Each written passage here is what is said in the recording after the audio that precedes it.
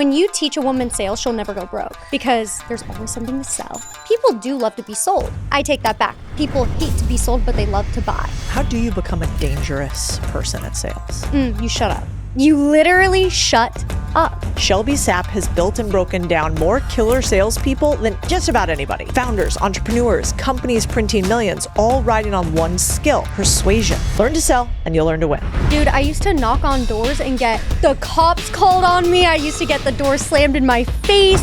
You really can't do much to shake me because of the thick skin that I've built through sales. Most annoying line I think ever told What by is a it? salesperson, never let them off the phone.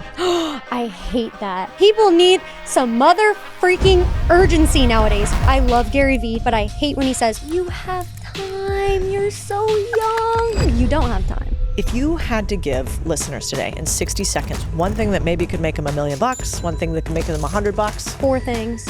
1. What does matter if you want to get ahead? Yeah, so I would say emotional leadership is a big thing that will never become replaced. That's why I say like anything to do with cold calling or setting is going to be replaced in the next like 2 to 3 years, if not faster, because you're just sifting through leads. But anything where you have to do a high ticket deal, entrepreneurship, you're leading someone through a purchase decision of over $3,000, they need to talk to a human. And so any type of skill that protects that buying atmosphere is going to be protected no matter what comes into play. You had a video that I loved where I think you were convincing your now fiance that he should order some food and was hungry. Oh, yeah. Do you remember this? Like, Yes. How can you use sales to convince anybody of anything? And maybe you can use that example. Yeah. So, I mean, you can phrase questions to a leading no. So everybody thinks that questions you should ask should lead to a yes. But the human brain loves to say the word no because it feels safe. So you can rephrase a question by asking like, would you be completely opposed to doing this? Well, no, I wouldn't be completely opposed to it, but the no means a yes. So it's little types of things like that and using questions instead of statements, mirroring the end of somebody's last sentence, like the last 3 words, in order for them to go a little bit deeper and talk a little bit more. But you can use sales for anything. It's just knowing what pain points and what will drive somebody to actually make a decision, using those pain points as leverage in order to get what you want. So give me an example. So say I am your husband and you're like, I do want to get a delicious something from downstairs. I want to order in from room service. But your husband's like, nah, too expensive. What would you do? Baby, would you be completely opposed to ordering some room service for me? I would love it so much. And you're so sweet. Whenever you order room service, it makes me so happy. So a couple things. Number 1, would you be completely opposed? No. Number 2, you kind of give people an identity. So it's called identity selling, where it's like, I love when you do these sweet things for me. And it sounded so awkward saying it to you, but I liked it. I was here for it. You're like, yes, we should. But you give people an identity to live up to. So in a sales conversation, it looks like telling someone, listen, you seem so clear, so motivated, so driven to get what you want. Like so many times I hop on calls with people that are kind of in the gray area. They're what we call like fence sitters. Like they're not really in or out. You are so freaking ready. Like I love that about you. And I say that early on into the sales conversation. That way they can live up to the identity and the label that I put on them later on into the deal in order to act with urgency. That's so good. Even the way your intonation changes. I mean, I think about it a lot in leadership, which is just another way to sell. You mentioned that before. Exactly. But even how your voice kind of went down and you were like, oh, and you change your intonation. What have you learned about not just what you say, but the way your voice changes in sales? Okay, so this is huge. When I first started sales, I was wondering why nobody would take me seriously. And I felt like I was just becoming people's friends and nobody would buy from me. And then my manager was like, hey, record some of your calls and we'll dissect it. And it came to be, and I learned through the voice recordings, which is a great way to practice sales, that I was talking with commas instead of periods. So I was like, hey, nice to meet you. My name's Shelby, so blah, blah, blah, blah. All of my words were blending together. And the way that you talk, like even the way that I'm doing this right now is more with a downward inflection rather than an up tone. So little kind of tips and tricks really can convey a different message when you're trying to talk to someone. Even as little as the tonality, talking with periods instead of commas. It's so funny because you mentioned content a lot, which I obviously love content. You do the same thing in sales. It's called hooking people. So people's attention spans are very short. So you can say something that kind of grabs their attention, and then the 3 reasons why. Which, does that remind you of content? It's like the hook and then the 3 reasons why. Absolutely. It's the same thing in communication. So it's just a combination of grabbing somebody's attention, providing them with a ton of value, telling them where to go when they do want to have something, whether you're in content or whether you're in a sales conversation. It's so good. So like if I wanted my husband to take me out to dinner, I'd be like, how would I do that? Would I say, hey, I'd love you to take me out to dinner tonight. That'd be amazing. Because you know why? Like every time we do, don't we have incredible conversations? And also like it reminds me of our very first date. And like at the end of the day, maybe I'll give you a foot massage because you'll be tired afterwards. Ooh, I like that. Okay. So you did a couple of things. You broadened it out from a dinner to the memories. And then you also added in a little bit of an upsell with the foot massage. So yes, you are getting it. Yes. And then also option closing people is something that you can do in any sort of conversation. Instead of asking someone, hey, where should we go to dinner? It's, hey, should we go here or here? Both options you're good with, but you're giving somebody the illusion of control. Yeah. Does your husband feel like you sell him? All the time. Well, actually, I take that back. Actually, I take that back because we filmed a video and somebody asked, he was like, does Shelby sell you all the time? He goes, no, she could never sell me. And I'm like, I look at the camera and I'm like, that's how you know that you're so good, is when somebody doesn't even know that they're getting sold. So she doesn't know, but that's like proof that you are such a good salesperson, because I do it every day. So what do you think for the person who's listening right now, who's like, maybe they haven't, I mean, I've done probably 10,000 cold calls back in my day in finance. And a lot of the best actual leaders I've ever had have done, like Rylan, this new guy we hired, you can see, it's like a glint you get in your eye when you've ever done, it's this like immediate feedback loop, right? How often do we get a chance for somebody like to tell us yes immediately? It's really fun. But let's say that somebody's listening, they're like, that sounds awful. I am so horrified. Sales? I would love to get good at sales, but this is terrible. Okay. What would you tell them? I would tell them that you either sell or you get sold every single day, 10 different times a day. The kind of clothes that you're wearing, you got sold. The phone that you have, you got sold. Every single little detail about your life, you get sold, or you either learn how to sell. So it's a game that's being played no matter what, whether you're in it or you're out of it. So my personal take on it is I would rather know the game that's being played around me at all times from a salesperson's perspective, but also from a consumer's perspective.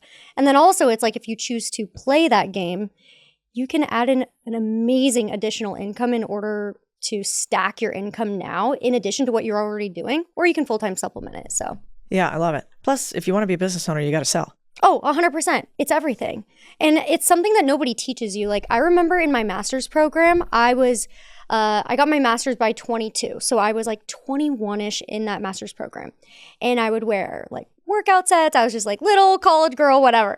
That was the era. But everyone in my master's program was like 35, 45, 55. They would work at these companies and just their companies would pay for them to get their masters.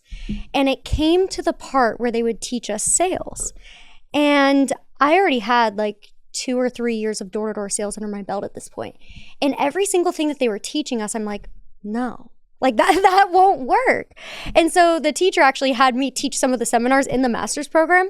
And I think that was kind of the point where I realized, like, even if they don't, like, we were grateful that they even chose to teach us sales for a couple weeks, because most of the times they don't.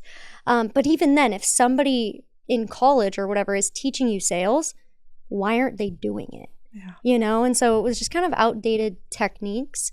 And that's kind of... what is the worst? Like, are there some techniques you see today in sales that you're 100%. Like, please, dear God, never do this? Yep. Okay, so I say this with all kindness. Jeremy Miner is a great guy. Love Jeremy Miner. He's awesome. He's an OG. He was actually the reason I started posting, because I was really good at sales. I was making all this money and I wanted to learn sales. So I'm looking up like sales tips online on TikTok, Instagram, and it was really only him. And I saw a video of him teaching door-to-door people how you should do door-to-door sales. He would wear a construction vest and he would go up to someone's home and he's like, guys, this is the secret. You knock on their door and you look confused. You're like, excuse me, are you the homeowner? And I'm like, that would get the door slammed in your face so quick. And so that was kind of the inflection point where I was like, maybe that works for more B2B sales, like the confusion type stuff where you kind of act a little confused and off-putting. But for me, that wasn't it at all. And so I was like, my approach was completely different. And so I tried to look for women that were teaching sales and there was nothing. So I was like, I'm just going to whip out my phone and talk about what I like to do. And that was kind of the whole start of like how I started training people, was just telling them what I do with my approach as a woman, because it is a little different. Oh, absolutely. And you got to use it. You like, I think if you are a woman and you know sales, like you're pretty dangerous. Oh, for sure. It's when you teach a woman sales, she'll never go broke, because there's always something to sell, whether that's your own stuff. There's always a company that will hire you for sales if you're good, if you have the numbers to back it. And you're always buying things throughout the day. So you might as well save a couple bucks no matter what you're buying in the whole day-to-day life. Yeah. My top sellers are women here. Exactly. Yeah. But it's like, They're it can little go one of hustlers. two ways, because if you're a woman and you're not trained and you don't know what you're doing, you'll get walked all over and you'll end up working for free. But if you're a woman that knows what she's doing, you know your worth, you know how to control a conversation, dangerous. Well, let's talk about that. How do you become a dangerous person at sales? You shut up. You literally shut up. Too many salespeople lose a deal because they'll get a yes or a micro yes, and they'll just keep talking over the other person. Like, okay, sounds good. Well, we also have this, and we also have this, and we also have a warranty. And you forget that every single little detail that you give someone unlocks the opportunity for them to disagree with the detail that you said. So keeping it simple and direct is the most valuable thing you can do in a sales conversation, yet nobody does it. You always run into the salespeople that just talk the entire time. And so I say there's a rule in sales. It's 80-20. Your client should be talking 80% of the time. You should be talking 20. So then the question is, how do you get someone to talk for 80% of the time? Well, the 20% that you're talking is mostly questions, asking them while they're giving their answers. What are the best questions to ask in sales that you found? Three buckets of questions. Probing questions, provoking questions, and future state questions. What do I mean by that? So gap selling is a big thing in luxury sales. Obviously not door to door, you're not really selling a gap. But in luxury sales, you're selling the gap between where somebody is versus where they want to be. So where they are, you have to build their current state, and you have to get clear with them on where they're at, what their numbers are like, what those numbers mean for them, what they're struggling with on the day-to-day, like what that means for them. That's their current state. Then you transition to asking future state questions, okay? Future state questions are like, in a perfect world, this partnership works out, take me through that. Like, what is the number where you open up your laptop and you're like, that's success? Okay, let's say $300,000 a month revenue. You're selling something B2B. Then you would ask like, okay, well, why 300? Why not 350? Why not 250? Like, what does 300 mean to you? 300 means I could pay my employees. I could take home $50K a month. I would be able to pay this. That's what this person cares about. They don't care about the number. They care about what the number can do for them. So just to kind of wrap up, it's probing questions, which are kind of just poking around the bear. Where are you at? What are your numbers like? You're just kind of like poking around, getting some context. Provoking questions dive a layer deeper, where you kind of double click on someone's answer. That way they can explain like why this is a struggle and the emotional pain points behind it. And then the third would be the future state questions. So good. This is kind of controversial, but do you think that you make more money when you dress better and you're hotter? Ooh, okay. Yes, to an extent. So we've actually found when you're a woman and you're selling to another woman, you should underdress a little bit. When you're selling to a man, you should overdress a little bit. So it is a little bit different. And I'm not saying you have to like put your makeup on, take it off, put your makeup on, take it off on your sales calls, but it's like, it is knowing that the core rule is like never outshine the master. So if you're talking to somebody and you're trying to say how amazing you are, you're beautiful, it's like, that's very intimidating for someone. And if being intimidating is not going to allow them to open up and to feel safe with you, then it's going to hurt you. So it is a fine line to toe where it's like, look confident, because confidence comes out in your conviction, which comes out in the energy that you bring into a conversation, and your energy is your currency. So look confident, but you don't have to cake yourself up every single time you take a sales call. Serious. I have so many girls, they look perfect. And they're like, why aren't people opening up to me? And I'm like, you are too perfect. Yeah. People love to talk to someone that, one little trick I teach my sales girls too is to say something a little self-deprecating in the beginning, just to show that you're human, you know, or to like wipe your camera a little bit or be like, sorry, I'm having a bad hair day, something like that. Because it just shows that you're human and you're not super polished. And people like when you're a little imperfect. Yeah, it's so true. I think, you know, these days, a lot of us want something that's authentic. I feel like that's why you've crushed it on social too. You are so obviously who you are. Like having met you and then we've gone back and forth and then watched your content is the same thing. You know, there's not some other face. And that's not that normal, actually. I feel like a lot of people are kind of two totally different things. Yeah, that's true. I feel like that's why content doesn't work for a lot of people though, is in order for it to really, really work, you have to be the thing. And like, I view my whole life through a lens of sales. Like even if I'm talking to a realtor and they say a word track that I really like, I'll write it down and I'll report it back to my community. So it's like even these little things, like I genuinely do just live my whole life through the sales lens. And I don't think content would be fun for me if I'm just like putting on a face every single time. Yeah. It's not long-term, you know? No. And you got to love the game. It's really hard to beat somebody else who's having fun. And so if you're having fun. You can tell. Oh, yeah. Dude, in this world right now, I hate it. I feel like there's no good content creators, and all the people that I used to like watching their content, they suck now. And the reason is ChatGPT. They're all sitting. Sounds so similar. It's so bad. They're all sitting in a chair with a microphone, looking at a screen, reading the exact same script, and you can tell. Yeah. You can see it in their eyes. You can see it in the way that their face just doesn't light up about what they're saying. And I just feel like everything's getting so vanilla. Yep. But the caveat is there's such a big opportunity for people that are genuine, that are authentic, that have a unique perspective to just kill it in things like sales and business. You're going to love this. A study at Harvard Business found that the top performing salespeople spend 33% more time on customer retention than acquisition. So the best closers aren't even chasing new leads.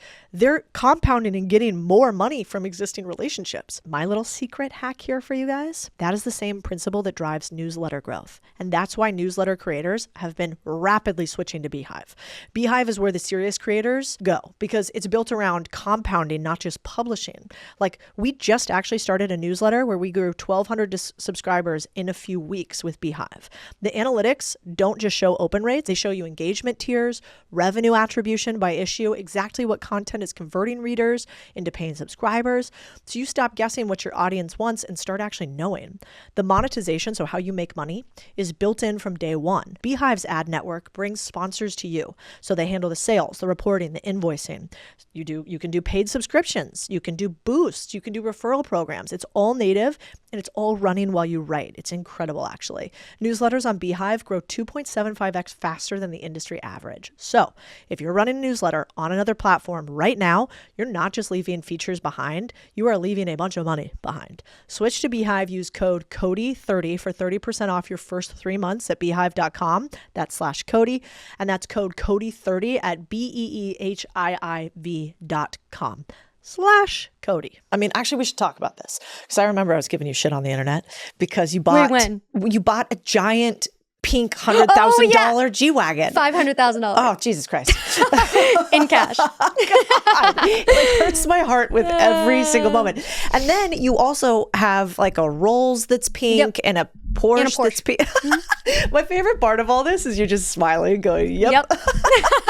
And, I had to give you shit because I love buying businesses and I hate liabilities. Now, there are many reasons like taxes. And if one person got the money out of those things in the entire existence of them being made, it's probably you because of the number of videos you do in those. Probably get a fucking write-off as your office. Well, yeah, I mean, I would argue that it kind of is a business at this point. You know, it's like the investment of $500K. I mean, the next 3 masterclasses I had after that were record-breaking. Yeah. So you get a direct ROI, but it's also like, I think when you do the smart things first, like I'm never someone that's like, oh, buy a car the first time you make over 50 grand a month. But I think once you buy a couple investment properties, once you put stuff away into stocks, you pay off your credit cards, like you're good to go financially. I love investing in myself. It's just like, why make money if you can't enjoy it? Have some fun. Yeah, I mean, I have so many investment properties where it's like, it's cool, but I never see them. They don't really make me a ton of money. Yeah. So it's like, if you have extra money, like, why not? I love it. I don't want anybody here to listen to that advice, but I do. I love this for you. It's not the best advice, but it's what works for me. Yeah, well, that's all, like, I do think, listen, we're all just Pavlov's dogs with carrots and sticks. And if you are really into cars and you love them pink, you're going to go make that extra sales call if you know that that's at the end of the tunnel for you. And I think that's damn important. So if that's what gets you off, that's amazing. Yeah. And especially if you're not doing it just because you want to show somebody else that you're fancy, you know? But that did make me giggle a lot. But I kind of want to go to one other thing I think about from that. Like, everybody who's online gets a lot of hate. Right. Me too. I think sometimes, especially ladies who talk about money. For sure. What do you do to not have that bother you? Like, how do you not have haters bother you and not have when people say no to you bother you? If someone was like, Cody, I hate your purple hair, you'd be like, what? Like, because you don't have purple hair. So when people give you so much shit about something that's so obviously not true, it's easy to be like, wait, what? Like, even that one guy, he was like, we got to know. I'm bleeping out his name. I'm giving him no airtime. Yeah. I do even not that like one this guy, little guy. Yeah, thumb guy. Yeah. He was like, oh, like, you look like you do OnlyFans or something. It's just like so far from the truth that you just have to laugh at it. Good-looking? Like, all good-looking women do OnlyFans, Mark? Also, what a weird dick. correlation to draw. Like, what does that say about you? Anyways. Let's see that. Let's see that Amex history, big boy. Yes, but it's when you believe so much in yourself and so much in your truth, nothing really affects you that much. And then also, dude, I used to knock on doors and get the cops called on me. I used to get the door slammed in my face, water thrown on me. So it's like, you really can't do much to shake me because of the thick skin that I've built through sales. So I just think it's funny. Like, some people feel the need to make a whole explanation video. And that was actually the first video I've ever done like a reaction to, just because I thought it was so funny. But I never talk about anything because it's just not necessary at all. I never do either. I actually filmed one because I was so pissed on your behalf. And then I was like, you can tell I'm mad in it. Yeah. And I'm like, we don't need to give this guy more airtime. So I'll probably do one about one of the haters that I remember. Like, I've had all sorts over the years. Oh, yeah. But I do think there's something really powerful about the fact, like, as long as you stand in who you are, right? The only time haters really get to me are when there's like a tiny sliver of truth. And then that's a moment of self-reflection, 100%. Which is, why did that get to me?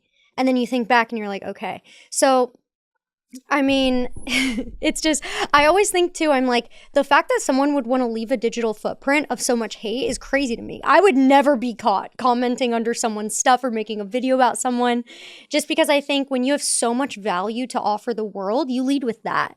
And when you have no value to offer the world, you lead with other people and kind of piggyback off of them. So. Oh, yeah. I mean, do the adult thing. Scroll. You don't like my shit? Scroll. Yeah. Keep moving. The finger swipe. It's super easy. Literally. Could you imagine being the type of person to comment negatively and seriously comment negatively on somebody else's thing you don't like? No. Like, what are you doing? Who has time for that? I would never be caught dead. Okay, I do want to talk a little bit about where to start. So let's say that there's somebody right now and she's like, I am not good at sales and I don't know how to sell anybody anything. What do you do to start becoming good at sales? Does she just want to become good at sales for life or like make an income?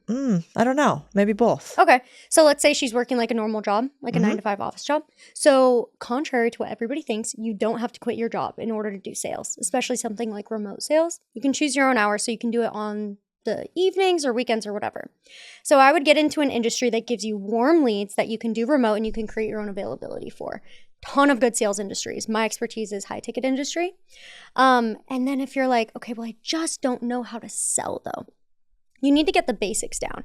So there's so much free content online. Like, you can seriously implement so many sales tips that you see, but you need to create your own framework as you would say it. So I always tell my girls, I'm like, if you feel awkward saying something, someone's going to feel awkward hearing it. So it's just repetition, practicing over and over again. You can role play with AI. You can video yourself doing it, do voice memos, hear yourself back. And I want you to also notice the way that you like to be sold and sell like that. So if you like when someone does push you a little bit and is a little bit more like aggressive with you, okay, take that approach. If you hate that, and if you hate when people are pushy to you, but you love when someone's just open and honest and very just, this is what it is, if you want it, take it, then take that approach. So kind of notice the way that you buy things and just replicate that. Did you change your sales personality from when you started doing door-to-door at 18 to now? Oh, for sure. Yeah. So door-to-door is completely different than remote sales because in remote, it's all warm leads and you're selling a higher ticket. So you're dealing with more luxury clients. In door-to-door, it's very just quick, pushy, talking over people, bulldozing them, more quantity over quality. And it's low ticket, so it's very just like the sale can be done in like 5-10 minutes. What were you doing? Pest control? Yes. Oh, yeah, dude. I owned one of those companies back in the day. So did you ever knock a door? Oh, yeah. I've knocked so many.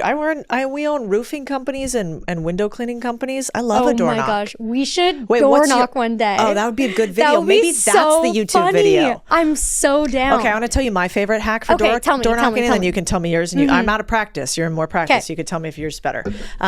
One of my favorite tactics, this is for our painting companies. Okay.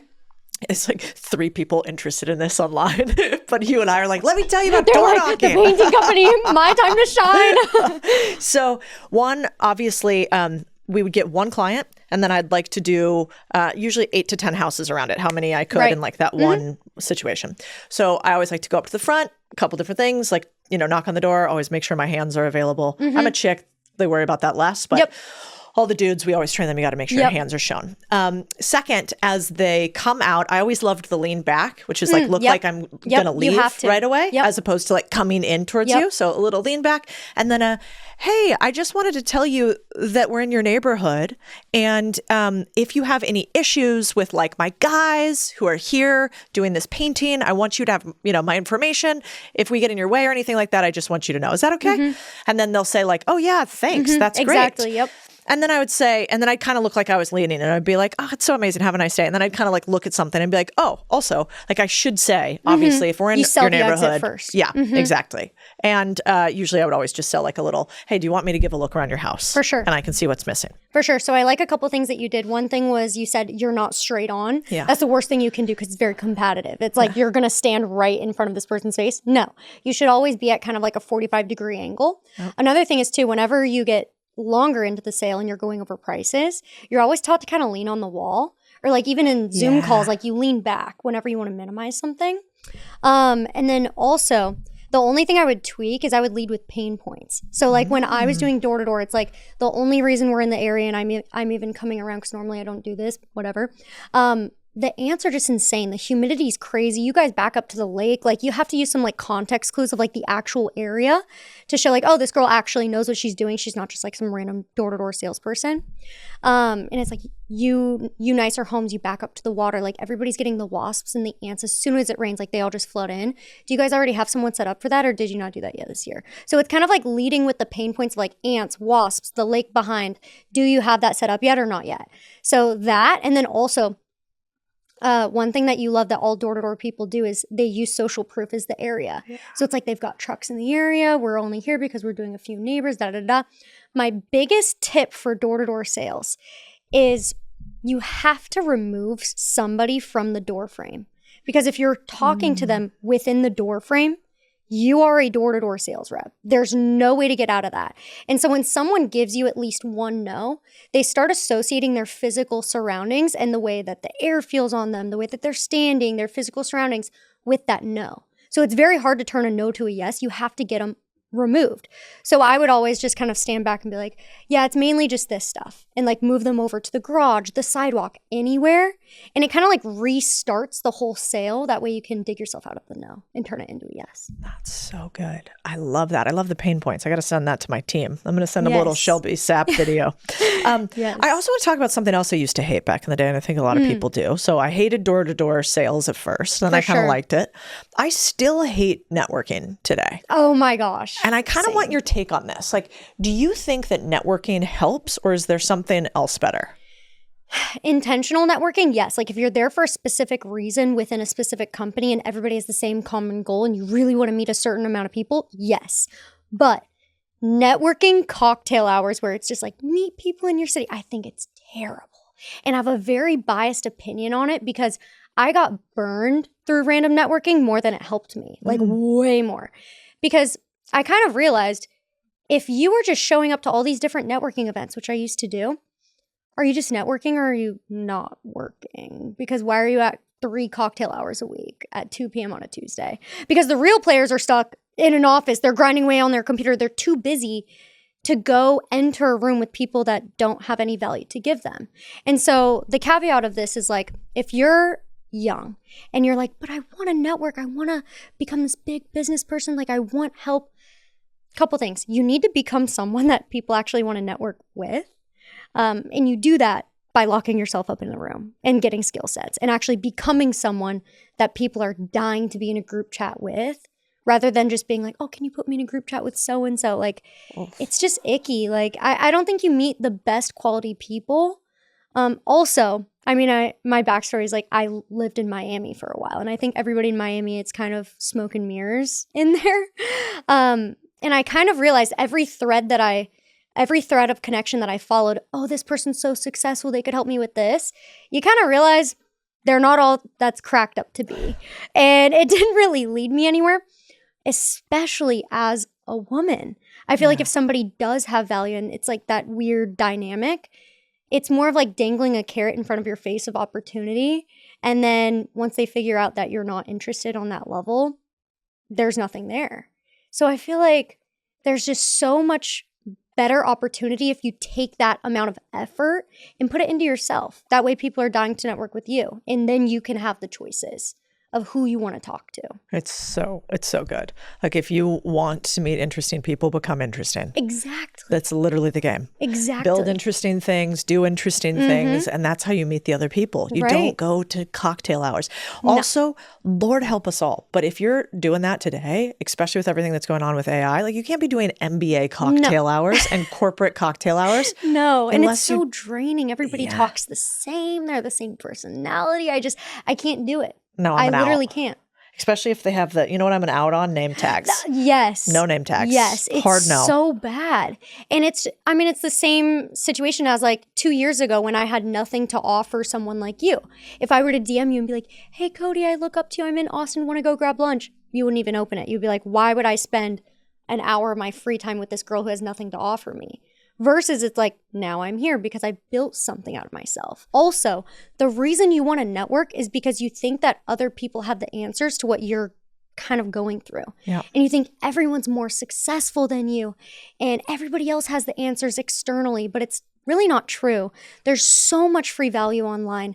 And if you just get experience doing stuff, you'll solve more of your own problems than anybody else will solve for you. Oh, yeah.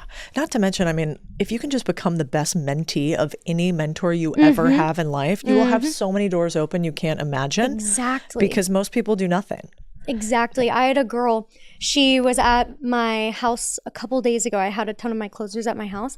And she was like, Shelby, I DM'd you like a year ago saying like, I would love to like meet up with you. And you never replied to me. So I unsent it. And I was like, girl, I never saw it. And she was like, but I'm here now. And I was like, why are you here now? Why are we talking now? And she was like, because I actually did something, got value, and got around you. And I was like, that's the difference. People expect so many free handouts of, oh, can you spend 5 minutes talking on the phone with me for this? Can you meet up with me for this? It's like, no one of value who values their time is ever going to network with you for free. There's always strings attached, weird dynamics, or it's just not true. And why do they have so much time on their hands to help you out for free? Yeah. So it's really important because people don't tell you that. People lie to you and tell you the PC thing that, no, of course you should just have coffee dates and dinners with everybody and it's totally normal. And that's bullshit. Yeah. And that's why so many people are behind. Yeah, and so I think it's super important, you know, and even this idea of like communicating, like, I think the way that you communicate will often determine how much money you make in your 100%. life. And the better you communicate, the bigger the bank account. And so I'm curious for you. I think sales and communication are really similar. What do you think you have learned from sales about communication? Like, what do the great communicators do? So they communicate with intent. So they don't just communicate to communicate, they communicate to get a goal across. And so that goal coming across, I mean, in networking, it could be getting a connection with someone. In dating, it could be securing the next date. In sales, it could be getting someone to buy something. So it's all sales. So you just communicate with an end goal in mind that you make sure gets done by the time you're done communicating. So sales is just, okay, we're communicating, but I'm leading the conversation 10 steps ahead in order to get it over here. Yeah. And so the way that you do that is you ask questions, somebody answers, you're actively listening, yes, but you're also steering the conversation and you're thinking 10 steps ahead of, okay, now they're telling me their pain points about this. I'm not just going to dive in, attack that right now and start selling. I'm going to kind of keep that in my back pocket, use it as ammo later on. And I'm going to go to a little bit more questioning and then plug and play our product or service to those pain points they gave me earlier. Yeah. So you kind So of what does it sound like to do it badly? So let's say like you're meeting somebody for the first time. Yeah. You're trying to get them interested in you. Yep. Maybe you're trying to get them interested in a date.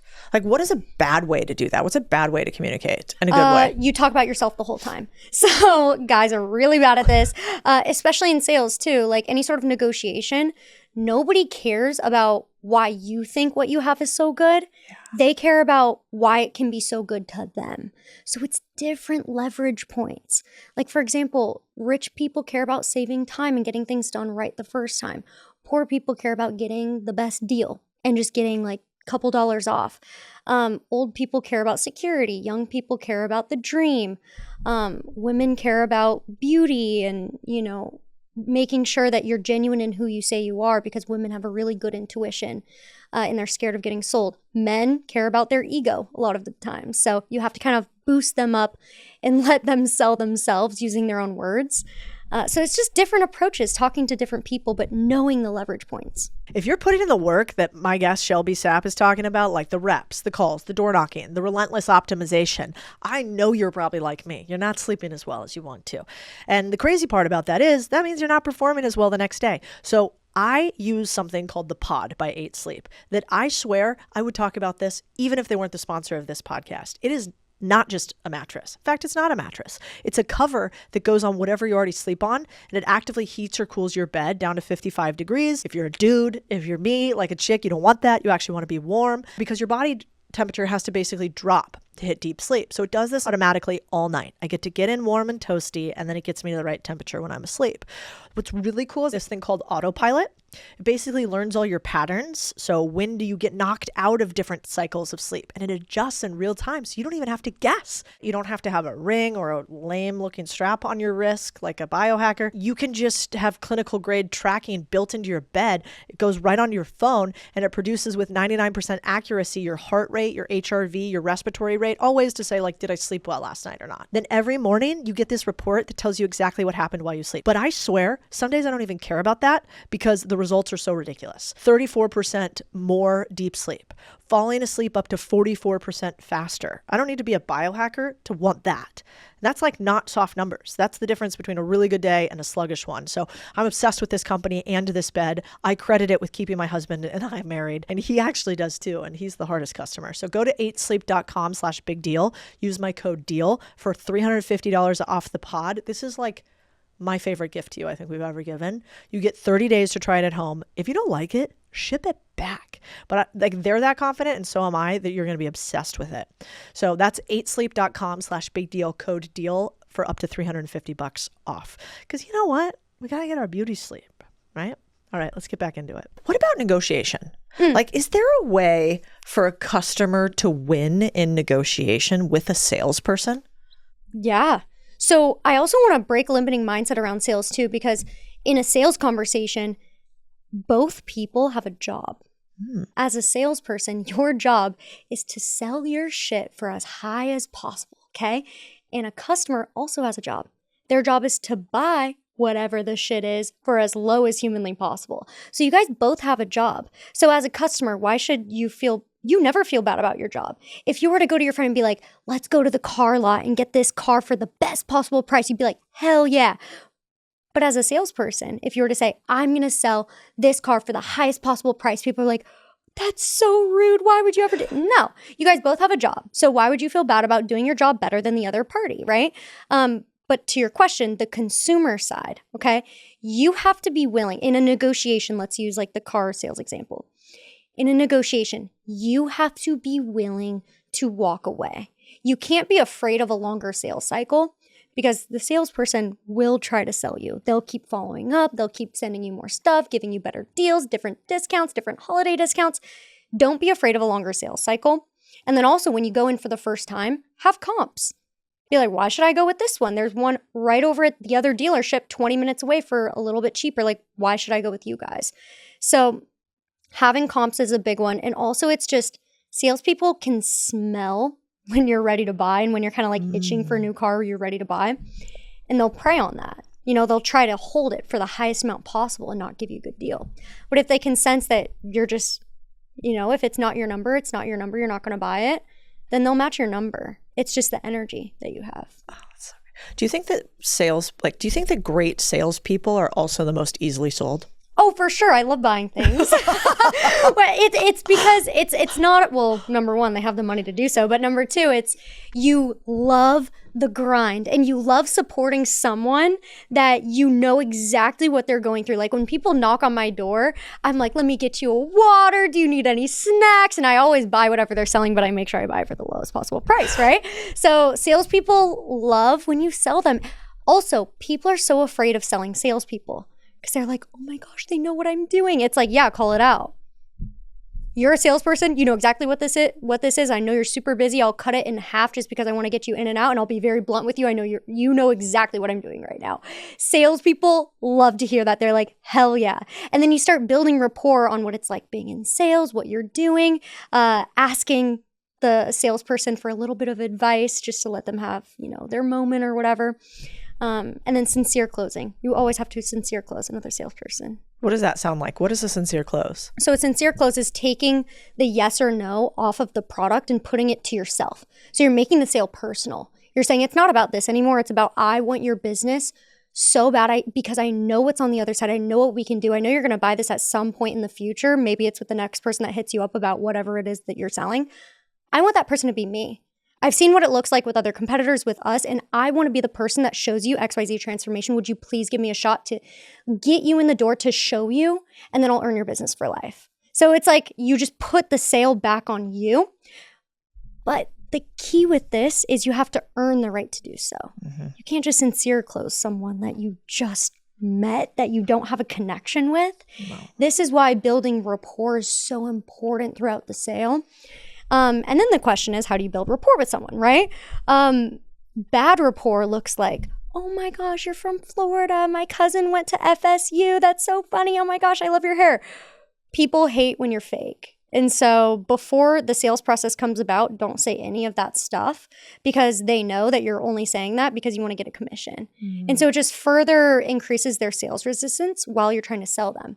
So instead, and I use the analogy of like, if someone were to text you from high school and be like, hey, Cody, like, your dog was so cute. I saw him on your story. Like, hope everything's going good. You'd be like, why is this person reaching out to me? Like, what do they want? And then you're like, thanks, haha. And then they hit you with, hey, let me know if you're hiring at Contrarian Thinking, right? And you're like, all right, there it was. Versus if someone hit you up and was like, hey, I see you're doing such big things over here. I would love to get a chance to get hired. Also, I saw you post your dog. How have you been since high school? Yeah. It's more genuine when you flip it. So you always have to flip the difference between rapport and then the sell, because that's what everybody does. It doesn't work. It makes you more of a salesperson. 2, selling them, providing value, and then building rapport after. So good. What do you do to sell like people who are hard in your life personally? So let's say you're trying to sell like, your parents, your kids. Like, what are the secrets to selling in everyday life? Not even a product. Okay. So you have to create a clear game plan. This is for any conversation. So sometimes people don't say no to you because they don't want to do what you want to do. They just say no because there's too much confusion around it and they don't understand like exactly what step 1, 2, 3, 4, 5 looks like after they make a purchasing decision, or even just a decision to eat somewhere, to show up to an event, whatever. So you have to be clear on creating a game plan for someone. You have to create more confusion around not doing something versus doing something. Because when someone enters any sort of conversation where you're asking them to do something, there's more hesitancy around doing it versus just staying the same, right? But if you create more confusion around not doing it versus doing it, then the brain follows the path of least resistance. They'll be like, sure, let's do it. And that's why sales looks so easy. Like the top sales reps, they really don't overcome 10 different objections at the end of a sale.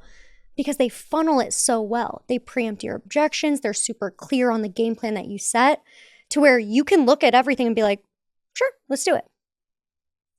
And people don't understand that sales is creating a whole clear game plan, and it's not waiting for a no and digging yourself out of 10 different holes at the end. That's not what it is. Yeah. It's a really good point too, because I think a lot of times with sales, we assume that one, the other person is always trying to sell us something that's bad for us. For sure. That we have some innate reaction that every time we're getting sold is bad. What if you're getting sold on your dreams? What if you're getting sold on the opportunity you never would do unless somebody else pushed you and was a little bit of a bully?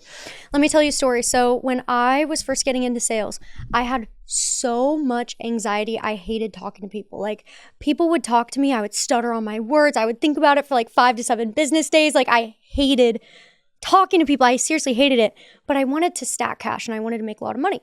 So I decided to do door-to-door sales. And I'm like, whatever, I'm going to do it. I fly out to Minnesota, a state I've never been to. And the night before I was supposed to knock my first door, every single like limiting belief in my brain hit me all at once. I'm like, I'm the only girl here. They don't even have uniforms for me. They don't even think I'm going to do good and stay past a week. I don't know the pitch. I hate bugs. I don't know how to talk to people. Someone's going to open. Everything hit me all at once. And I felt this fear and I caved. And I called my manager and I was like, hey, like, this looks good. Thanks for training me. But like, I'll just come back next summer. Like, what's the harm in like not doing this, right? Like, I'll just come back next year. He essentially had to sell me on staying and coming to the next day. And so his sell was very direct. It was something along the lines of, the timing's not perfect. Like, there's never perfect timing. There's just time in what you do with it. Like, you're showing up tomorrow. And he hung up. He hard closed me. But if he didn't sell me into that opportunity, the news flash is like, I wouldn't have gone back next summer. And I would be doing something with my master's degree, working in an office right now. So it's like, at some point, you kind of find freedom in being the person that can help someone overcome a hurdle of a limiting mindset. Because think about this. Everybody thinks that objections are just fancy word tracks that you can say 1 or 2 sentences and someone changes their thought process. That's not true. Objections are an outward projection of a limiting belief that they've had their whole life. So for example, if someone tells you it's too expensive, they've probably said that to a lot of other things in their past. They've probably gotten the cheap gym membership over the nicer one, the cheaper car over the nicer one, whatever. They probably cheaped out on a lot because they're in cost-based thinking instead of results-based thinking. So it's more reframing their beliefs around investing into something that can help their life. If someone tells you, the spouse objection, or I need to talk to my mom, my boyfriend, my husband, my brother, whoever, it's probably because inside they feel like they don't have the confidence in order to make their own decisions, and they have to consult someone before making any big life-changing decision. It's a lack of self-confidence. So this person needs empowerment and needs confidence, right? If someone's like, well, I just need to do my research, they've probably made a couple bad decisions before to where they were like, I should have done my research. So objections don't just come out of nowhere. They're a limiting belief that you have to attack more of like the core values on. And that's more elite sales. Like, people will tell you fancy word tracks, and I even make videos. I'm like, the 6 sales objections in 60 seconds. It's like, I wish those worked, but it's not just like one quick thing that makes someone say yes. It's actually sitting down and having a whole conversation with someone. That's so good. You have objection handling on almost every big thing I've seen on sales. And I think we just went through a couple of them. But one thing that I think kills more dreams, and we see them all the time because I try to quote unquote sell people into buying businesses. For sure. And at a certain point, like, I don't really care. I think you should do whatever you want to do with your life. And mostly I believe that people are predisposed to already want the thing that I'm selling or not. And if they're not, then I don't try to sell them. Like, then they're also not a qualified buyer, because 100%. Someone that wants to start a business has to be hungry, has to be gritty, right? So it's also about like believing in what you're selling and what you do to a point where you're like, this is so good. If you don't want it, I can't help you at that point. And that's actually the secret sauce of sales, is being able to be like, this is so amazing. Like, if you can't see that, I can't help you. And if you can't get yourself in the door, you really can't do this long term. So it's more of the thing where it's like, I'm not going to sell you on this. At some point, you have to change your own life. Like, I'm not going to force you to do anything. I like that. It's like an anti-sale. Yeah, it's a decel. It's when you pull back. So sales is a dance. It's like you push a little bit, And then when you realize you're talking a little too much and you're like, oh, I'm doing too much, you pull back. And so it's just kind of an in and out and in and out. One thing you said about door-to-door sales is you said, I teach people to show their hands, probably in door-to-door sales for safety, but also when you show your palms, it shows genuinity, if that's a word. I think it is. I'm not being genuine. Yeah, whatever. I'm good at sales, not really anything else. But when you show your hands and when you like nod with people and you're like, this tells me, tell me more. This tells me I'm here, like you do what you want to do. So changing those kind of body languages and tonalities around what you're saying. Sales is like 80% your body language and tonality. It's not really the words. People are so hung up on what words do I say? It's like, no, you just have to hold space for someone to open up to you and solve the issues that they're going through. What are the most common hand gestures that we don't realize are more powerful than we think? Right. So there's different body languages that you use for different parts of the sale. So whenever you want to regain control, regain authority, kind of set the tone like in the beginning, what do you see a CEO do in a board meeting? They kind of put their hands down, they put them on the table, their hands are down. Whenever you're overcoming objections, it's very open, very honest. I'm just telling you how it is. Whenever you're going over price or something that you think might trigger a little bit of resistance or be like, oh my gosh, like I don't want to magnify this moment, you, like we said, you kind of like lean back, you chill. Whenever I drop price on a masterclass or whenever I do on a sales call or in door-to-door, it's always just chill. I'll wear glasses. I'll put the glasses on my head. Whenever you drop price, and when I said drop price, that means like put the first initial price out, but price dropping is different. Price dropping is when you're making something cheaper or offering payment plans. You have to look a little uncomfortable while you're doing it. You can't just be like, oh, you can't afford it? We'll just do $1,000 cheaper. Or, oh, no problem. We'll just split it up. It's like, why didn't you tell me that before? So you have to, one, justify a reason why you're dropping the price. Either take something out, that way it can match the value, whatever. Or you can just look a little uncomfy, like a little like neck move, a little like, I mean, I can't do this because I have Botox in my forehead. Me neither. I can't do that one anymore. But it's just kind of like, or I call, or like with your lips, like, well, you kind of like look a little uncomfy while you're doing it. That way it conveys that you don't do this to everyone and that it's a little bit more of a special occasion. Oh, that's so good. What about like how many reps do you feel like you need to take to get really good at sales? Okay, so it depends on if you're doing cold leads or warm leads, but I feel like the rule of 100 stands true. I forget what book it was that I read, but it was like if you do something 100 times for 100 days, you become an expert. And it's true. Like if you just get your reps in, it will work. And so everybody thinks that you need the skill in order to be good. It's no, you need the quantity before you get the skill. You get the skill through just doing it. Like you don't, what's the phrase? It's like you don't learn how to swim by reading about water. You just have to throw yourself into it and you learn what you like to say, what you don't like to say, what feels weird and icky versus what really hits with your clients coming out of your mouth. Like you just learn your own selling style through actually doing it. But that's the Band-Aid that you have to rip off. If somebody's going to listen to this today, what do you think they will take away after listening to this podcast? Probably that salespeople have all these little tips and tricks that they're using on them, which I think is a really good realization to have because it's true. And I'll always be 100% honest in any video that I make, any podcast that I do. Like there are some little kind of manipulation things that you can do in sales. Okay, that's the game that's being played. Like I'm not going to pretend like there's not, you know, like there are some things that salespeople do in order to make you talk a little bit more, in order to make you feel a type of way. But that's the game that's being played. You can either learn to notice it, that way you can be a more conscious buyer, or you can learn to play it and really get the upside of that. How much money have you seen people make from learning how to do sales? My top closer made $62,000 last month, and she used to be a barista making $4,000 a month. How many of those you got? Like I've seen lots of ladies say that. So she, well, not lots saying 60, but she's an outlier for sure. I mean, that's more than a doctor or lawyer.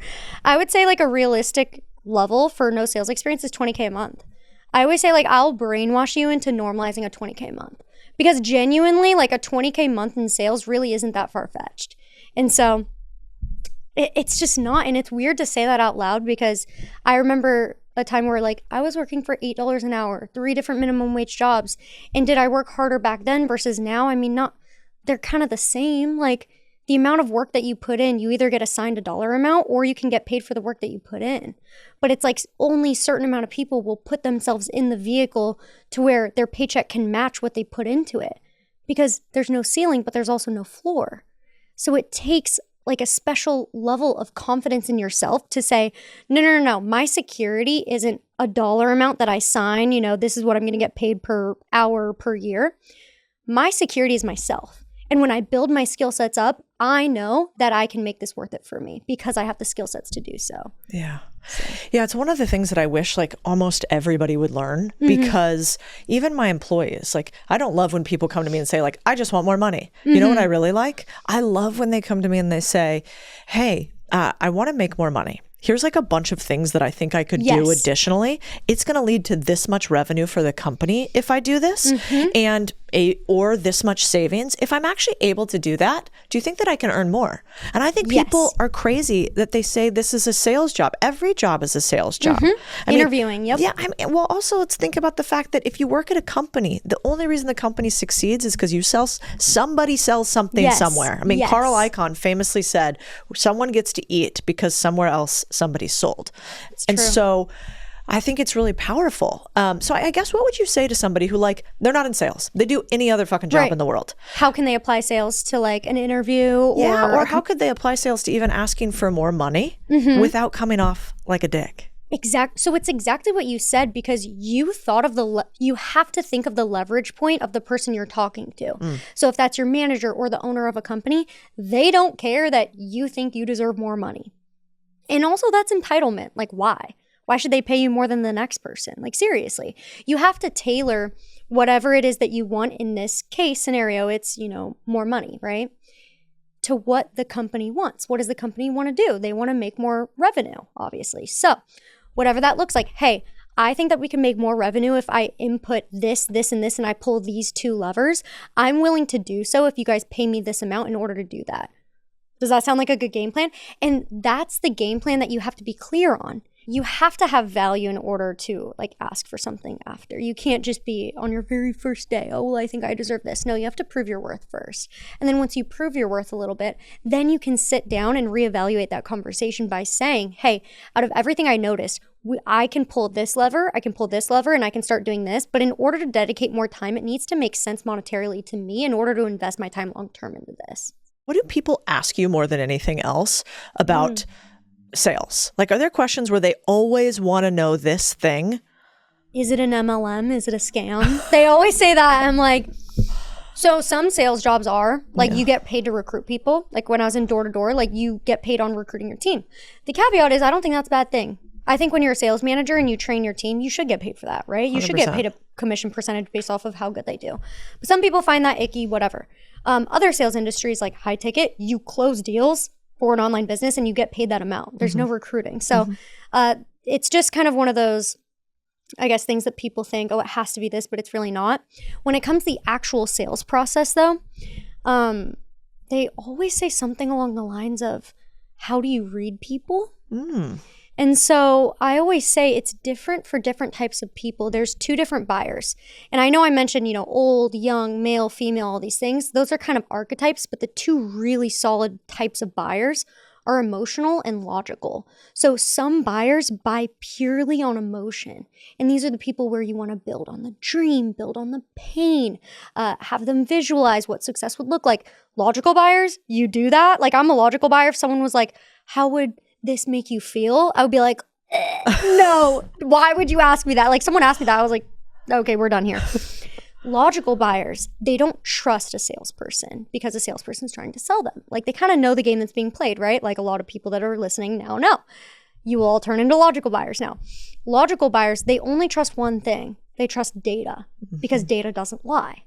So your job as a sales rep is to kind of clock, is this person going to buy off of emotion or are they going to buy purely off of logic?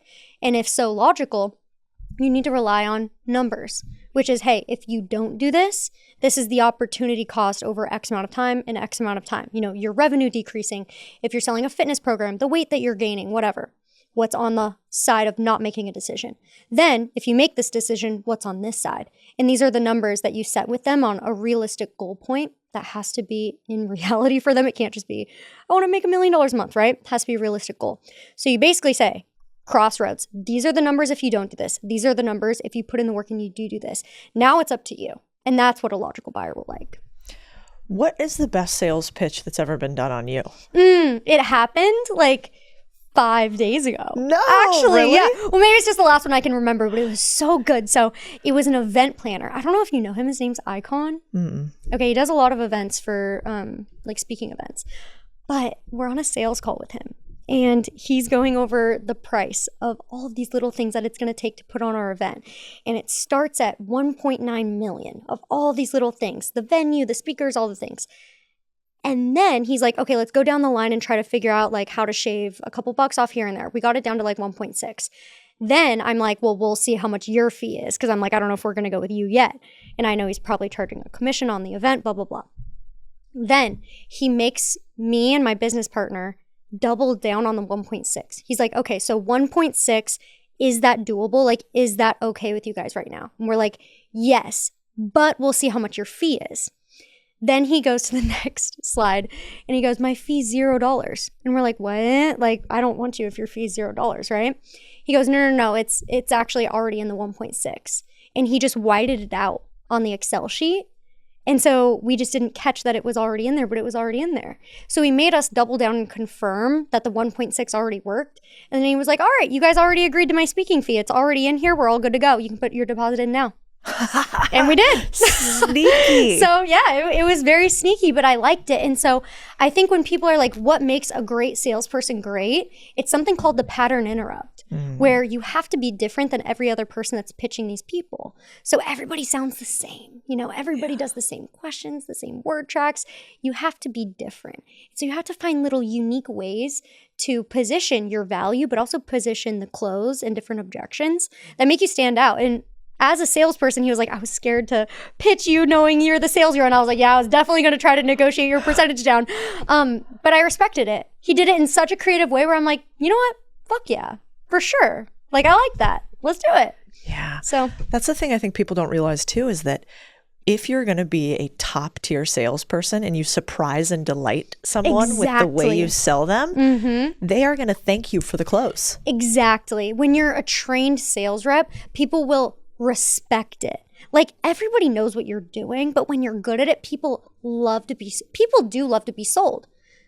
I take that back. People hate to be sold, but they love to buy. Yeah. So if you disguise it in a way to where you're like very straight up, this is what I'm doing, like it's very black and white, here's what it's going to cost in order to do this, people love to buy stuff. They're either going to buy from you or somebody else, so it might as well be you.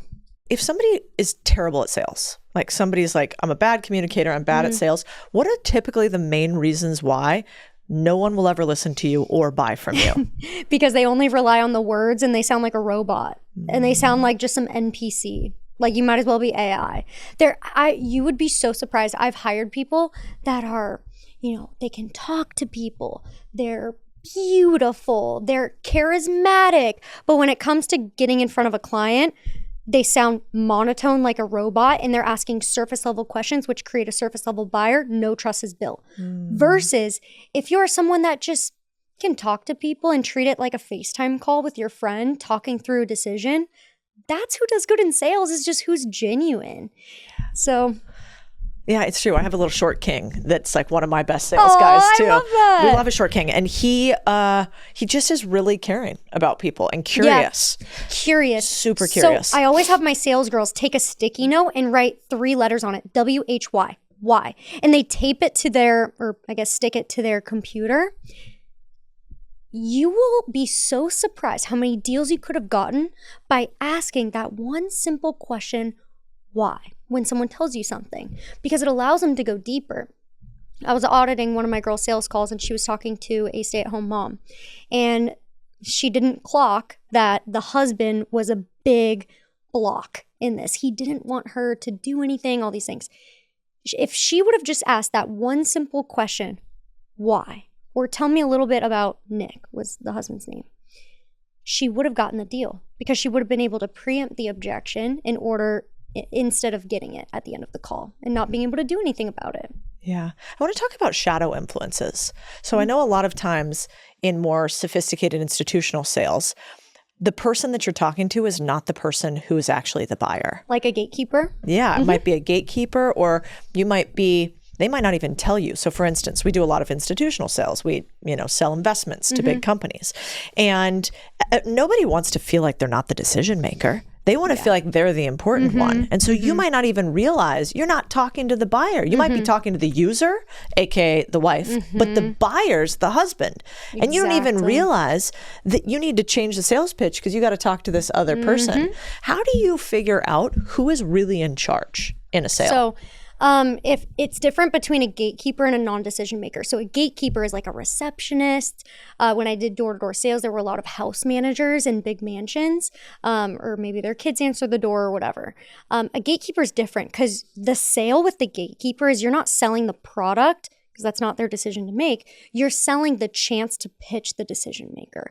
Versus if you have a non-decision maker in front of you, you should never reveal price without having a decision maker present with you.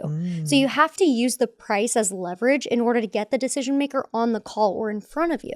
So it's like, I would love to have all of us like right here. That way, when I go over the price, we can all ask our questions together. I'm sure he or she has a ton of questions. Also, never assume that the girl is not the decision maker. Because nowadays I feel like they're literally the decision maker more often than not the guys.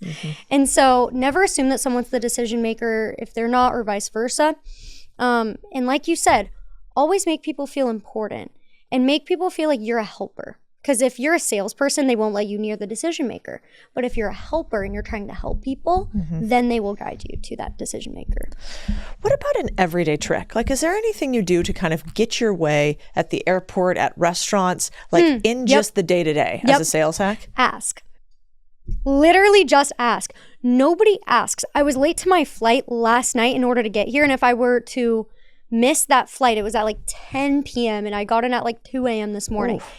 If I were to miss that, I wouldn't have been able to be here. So I get to Miami Airport. Security line is packed. And most people would just wait in line. They would be scared of everybody else in the line. Like, oh, I don't want to ruffle any feathers. When you're in sales, you realize that people are just people. And like, you're really not that important, and people don't really remember you.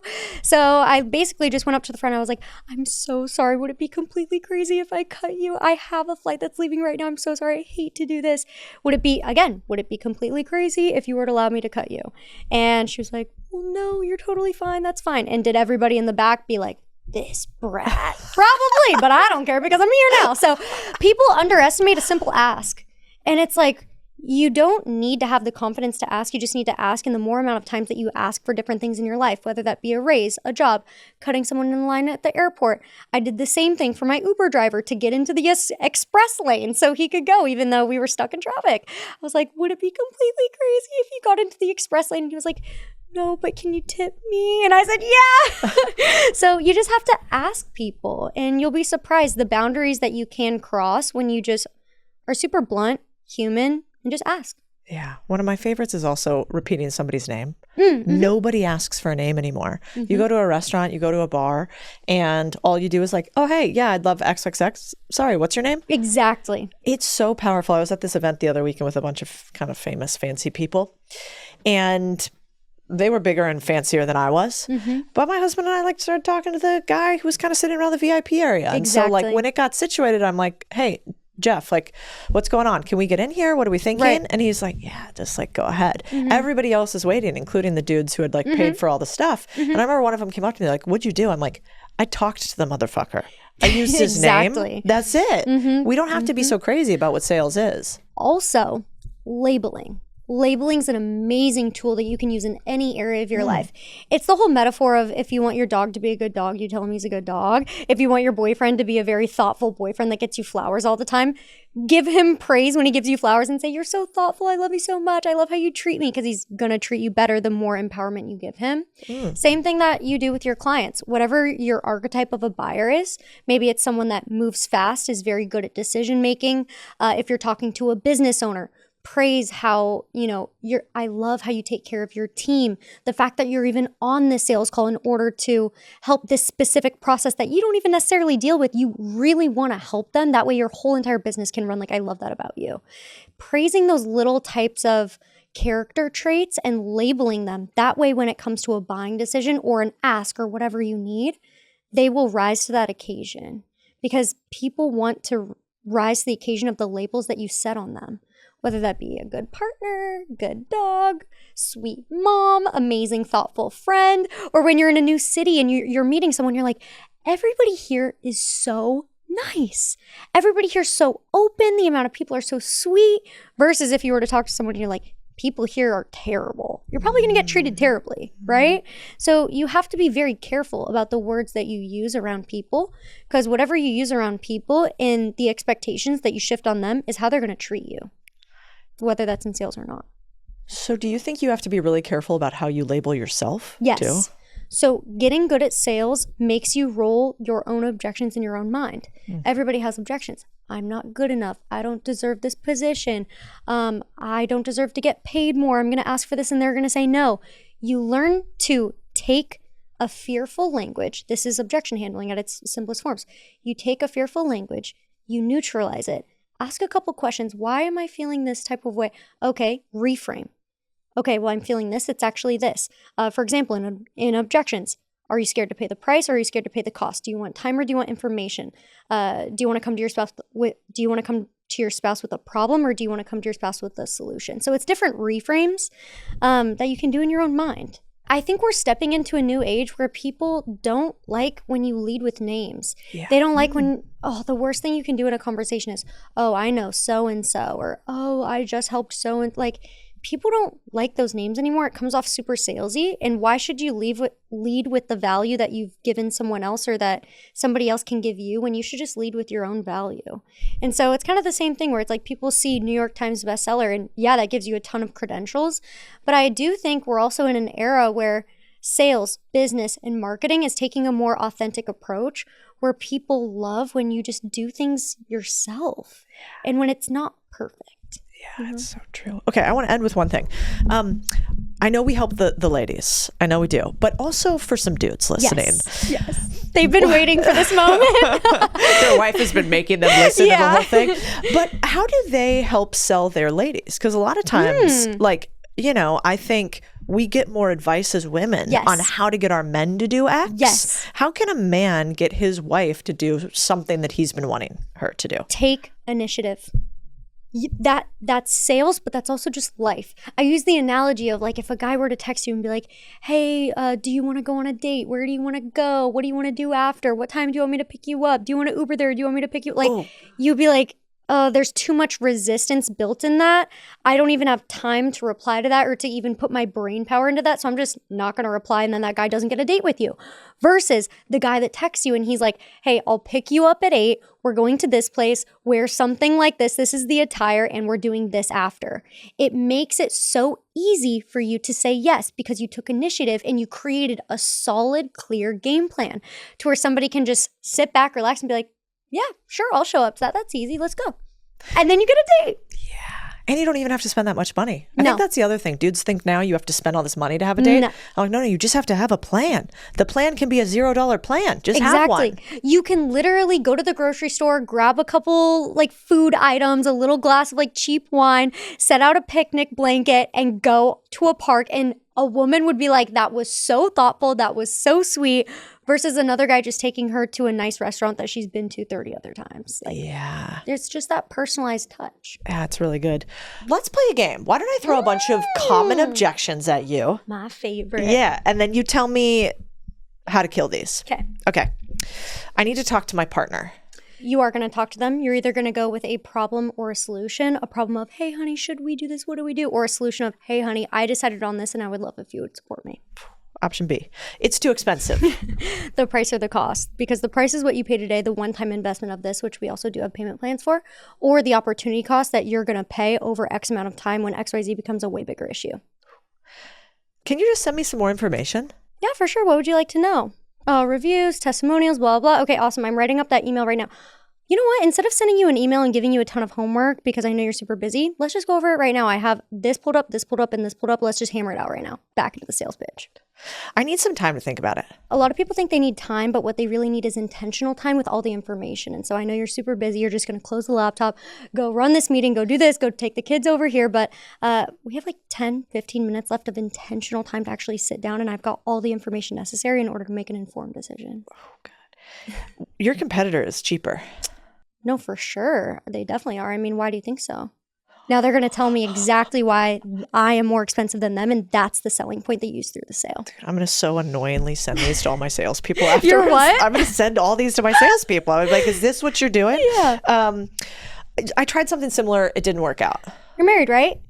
Yep. Okay. Was he the first person you went on a date with? Nope.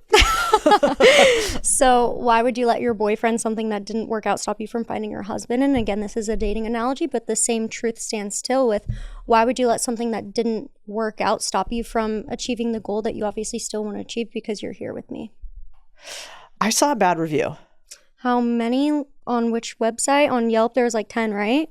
Well, we've had like 12,000 people go through the program. So I know it seems like a lot when you see 10 bad reviews in a row. You're like, oh my gosh. But when you take a step back and look at it in a data analytics type way, 10 out of 12,000 is like a 0.001% failure rate, which I'd probably take my chances on that. And that's also assuming that everyone that wrote a review went through the program and applied themselves in the same way that you say that you're going to apply yourself. So we're already working with someone. Great. You definitely should be. XYZ is a huge problem right now. I'm assuming they're 100% perfect. Well, no, they're not 100% perfect. Okay, well, why? And those data points of, well, sometimes they show up and it's not the best and something, that's how you're going to switch them over. Maybe later. Sure. How many days, weeks, months? Define later. Well, after this, whatever. Okay, on those 2 weeks, how much, what are those 2 weeks going to cost you? You know, are we talking revenue? Or are we talking health? Are we talking whatever? What are those 2 weeks going to cost you of indecision? Because in 2 weeks, you're probably just going to come back and have the same issue, if not worse. And it's going to be more expensive later on. What do you think we haven't talked about that we should to make sure people can make more money, get what they want out of life, change their life by listening to this conversation? I think that we're stepping into an era where you need to know how to sell more luxury clientele rather than just low ticket type stuff. And I really want to talk about the mindset block behind this because of course there's a bunch of little tips and tricks that I can go over if you would like. But I remember my first sales internship, it was being door-to-door sales. I loved selling poor people. Like I loved selling in the poor neighborhoods because poor and middle class, because I just felt comfortable because I was like, I came from middle class. Rich people were so scary to me. Mm-hmm. And in my brain, I'm like, they're so rich. They're so successful. Like, they don't want to talk to me. They're going to shit on me. They're going to tell me to get a real job. Like, and so I would stay in the lower income neighborhoods. And then my manager was like, you got to go knock some of these bigger houses. I was so freaking scared. And if anyone's entering a sales conversation with a rich person, you're like, I'm so scared. Don't be. Because I walked up to this huge house and I was scared. Yes, I would like walk up to it. I would skip it. I would walk up to it, skip it. I'm like, okay, I just am going to do it. Talk to the house manager, obviously get him to give me the decision maker. He comes, he's like, I'm in between calls. I've got 5 minutes. What's up? And I pitch him and he immediately was like, what's the lowest you can go? And I pointed to my iPad. I'm like, this is the lowest we can go. You can't go any lower. I mean, you could take out the yard treatment, but if I were you, if I'm going to get it done, I'm going to get the whole thing done. It just won't work the same. And he was like, okay, yeah, let's do it. You have to hold your price and you have to hold your value with rich people because they'll do something called testing you. Mm. They only want to work with the best of the best because their time is the most important lever, not money. They don't care about saving an extra $200. I mean, maybe they do, but they care about their time and they care about the opportunity cost of getting it done wrong versus going to someone else, whatever. So if I were to say, oh, well, the lowest we can do is $800 because I just wanted to get the deal, they'd probably be like, okay, just leave your card and I'll decide later, right? Versus I kind of did a little pattern interrupt where I'm like, I told you, that's what the price is. Like, you could take stuff out, but I wouldn't do that if I were you. Anyways, he was like, all right, I've got 2 minutes left. Here's my credit card. Like, here's my email. Here's the time that I want. You need to do all the boring stuff and like, I'll come back later. So I do all the boring stuff, get him set up. He calls me later. He's like, thank you so much for just taking care of everything. I hate when salespeople waste my time. You just did it all. It was so easy. They came in, it was great. And he signed up 6 of his other rental properties because people like dealing with people that match their energy. So if you're a salesperson or just even anybody in life, match the energy of the person you're talking to. So if someone's more laid back, very chill, you're going to be laid back, very chill. If someone's like that rich person where it's like, go, go, go, I'm super quick, I gotta go, guess what you're going to be? You're going to have a little bit of urgency, right? And you're going to go, go, go. So you have to be a chameleon.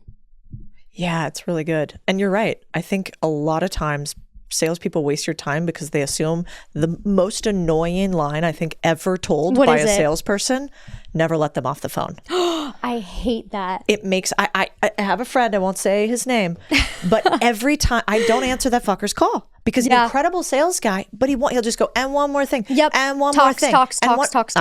And that's because I was old school sales training, which was the longer you keep them, the more you'll sell them. And now I think our generation is the opposite. Exactly.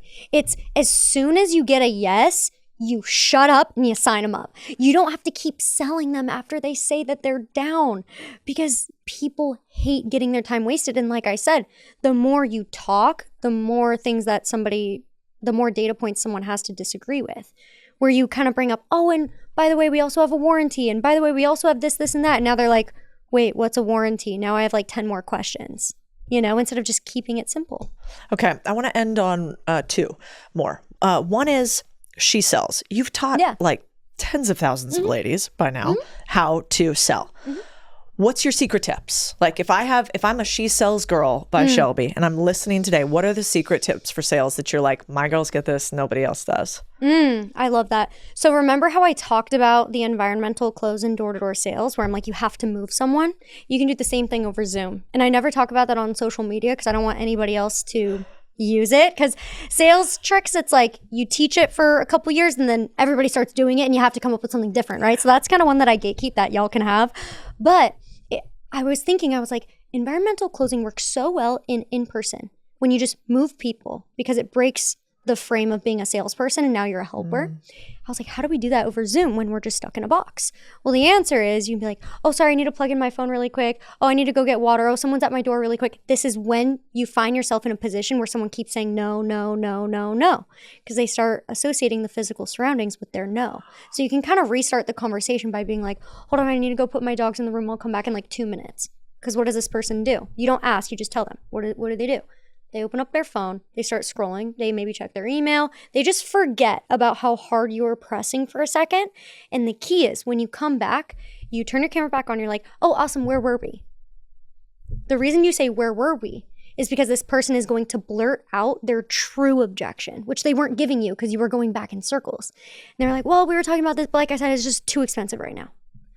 Perfect. Now you can roll the price objection and you can actually close this person instead of just running around in random circles. Oh, that's so good. I guess my last question for today is, if you had to give listeners today in 60 seconds, one thing you want them to do after this conversation, one thing that maybe could make them $1 million, one thing that could make them $100, what would you tell them today? 4 things. 1, never set a goal that has limits. Like when people say you have to be delusional, it's so true. You literally only have one life. And if you're looking at other people and you're like, I wish I had that, you should be looking at them and be like, they have that, which is proof that I could do that, if not more. Like you need to be so delusional in your own brain to where you're like, I can do anything, because you literally, truly can. But number 2 is you need to have the work ethic in order to back that up. Like you can't just be delusional and say, I'm going to manifest all this, but never actually put the work in. Number 3 would be consistency. You have to put in the work on a consistent basis, because consistency will outbeat someone that has motivation one day, no motivation the next. You can't lean on motivation. You have to lean on what you can control, which are your inputs of your consistency. How many people you're talking to, how many businesses you're starting, how many times you're studying, all the things. And then the last part is people need some mother freaking urgency nowadays. Nobody has urgency. People are like, oh, like I love Gary Vee, don't get me wrong, but I hate when he says, you have time. You're so young. I started when I was 45. You have time. You don't have time. You don't. Because I find that if you're young and if you're in your 20s, this is the time to freaking go. Because at some point, you're going to have other people in your life. You're going to have husband, boyfriend, kids, people you're taking care of, different liabilities, to where it's harder to take risks because you have more liability. If you have nothing to do but just your own day-to-day life, you should be taking every single risk right now, because also every single ounce of hard work that you put into your life right now, whether that be working a normal job, doing sales, training, whatever, all of that hard work will reap you benefits, maybe not right now, but in the future. And money's a lagging indicator. So you might not see the results right now, but you will over time. And so if you're delusional, if you have the hard work, if you have the consistency, and you have some mother freaking urgency, there's no reason why your life shouldn't look dramatically different in a couple months. This is amazing. Shelby Sapp on all the socials. I really like the Instagram. Thank you. And if you want to sell, she sells. Yeah. I love it. Thank you for being here today. Of course. Thank you.